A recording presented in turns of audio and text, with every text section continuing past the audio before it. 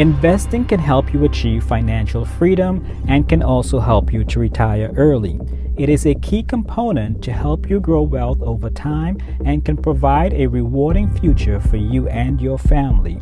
It has the type of potential that can help you earn money in your sleep, so there's no doubt that it's worth your time to figure out how it all works. When you are new to investing, the concept of investing can seem overwhelming. There are a lot of choices, a lot of unfamiliar words, and a lot of complicated, often competing advice to sift through. And because it has to do with risking your money, it can be stressful too. But just because it can be complicated, that doesn't mean it has to be.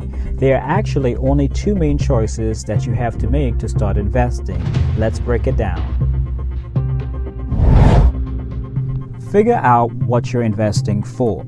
You might be thinking, but wait, shouldn't my first step be to find some hot secret stock pick that I can buy? But truthfully, successful investing generally starts with what you're investing for and not what you're investing in. A lot of people start by investing for retirement. In fact, for many people, investing for retirement should be a high priority item along with paying off debt and building up a cash reserve. Now, although answering this question may not be as exciting as hunting down stock tips, it can help all the other pieces of your investing puzzle fall into place. Choose an account type.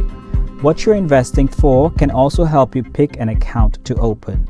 Chances are you'll want to start investing in one of these three main account types. Brokerage account.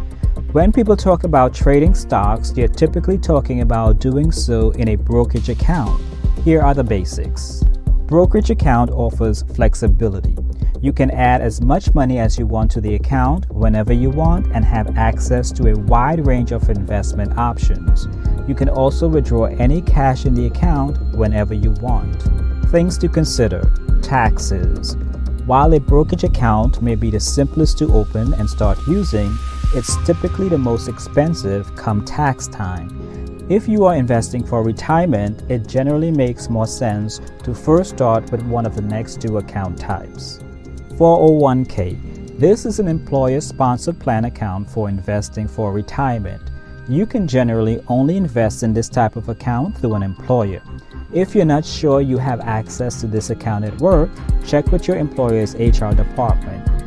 Some people may instead have access to a 403b or a 457b account, which are similar.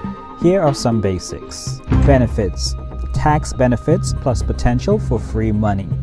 401k plans offer tax-deferred investment growth. This means that you can contribute to the account pre-tax, and you generally don't pay any taxes while the money is sitting in the account, potentially growing. Instead, you only pay taxes when you take withdrawals. In addition, many employers will also match your contribution up to a certain amount. This is essentially free money to encourage you to save and invest for retirement. Things to keep in mind. Rules and restrictions. There are rules to follow on when and how you can contribute and strict rules on when and how you can take money out.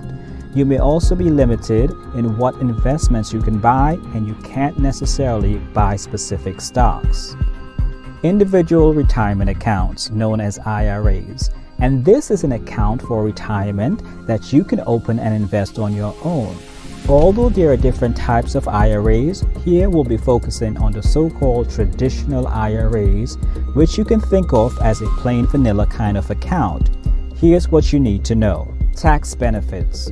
Traditional IRAs come with similar tax benefits as 401ks. You also often get a bit more flexibility and control than you do with 401ks. For example, you can pretty much contribute whenever you feel like it, and you may have more investment choices. Things to keep in mind. Rules and restrictions. There are rules and restrictions on who's eligible to contribute to an IRA, how much you can contribute each year, and how often you can take money out. Also, if you do decide to open an IRA, you may have to spend some time deciding on which type of IRA to open. An IRA may be a good choice if you don't have a 401k or similar option at work. A traditional IRA in particular may be a good option if you expect to be in a lower tax bracket when you retire. Open the account and put money in it. This step is not very complicated, but you do still have some decisions to make. Where to open your account? If you're opening a 401k, then this part is easy. You will establish the account through your employer or whatever company is handling your employer's 401k. With an IRA or brokerage account, you'll need to choose a financial institution to open the account with. How much money to invest? There's no one magic number for how much you need to start investing or how much you should add each month, because the right number varies depending on your income, budget, and what your other financial priorities are. Pick investments. This is a step that tends to trip people up. It can feel like other people know some secret to picking investments, like there's a trick that can help you choose only the best ones. But here's the truth, there isn't. Most people should focus on getting a broad range of common sense investment types rather than placing all your bets on a small number of high promise investments. Many people can be well served by investing in a broad range of stocks and bonds, with more money in stocks if you are young or investing for a goal that's a long time away. But if you're new to the investing grocery store, how do you figure out what to put in your shopping cart? Buy individual stocks and bonds. This is the most complicated and labor-intensive way. If you want to go this route, you'll need to learn about researching stocks, building a diversified portfolio, and more.